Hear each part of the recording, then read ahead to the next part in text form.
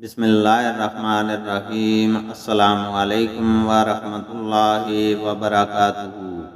حدیث نبی صلی اللہ علیہ وسلم ہے، رسول اللہ صلی اللہ علیہ وسلم نے فرمایا، جو اللہ کے راستے میں دو چیزیں خرچ کرے گا اسے فرشتے جنت کے دروازوں سے بلائیں گے کہ اے اللہ کے بندے، یہ دروازہ اچھا ہے۔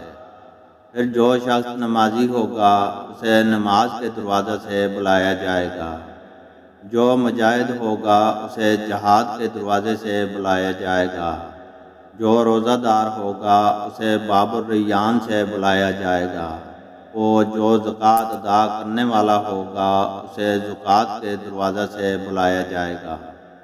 اس پر ابو بکر رضی اللہ تعالیٰ عنہ نے پوچھا، میرے ماں باپ آپ صلی اللہ علیہ وسلم پر فدا ہوں، یا رسول اللہ صلی اللہ علیہ وسلم، جو لوگ ان دروازوں میں سے کسی ایک دروازہ سے بلائے جائیں گے مجھے ان سے بیس نہیں۔ آپ یہ فرمائیں کہ کیا کوئی ایسا بھی ہوگا جسے ان سب دروازوں سے بلایا جائے گا؟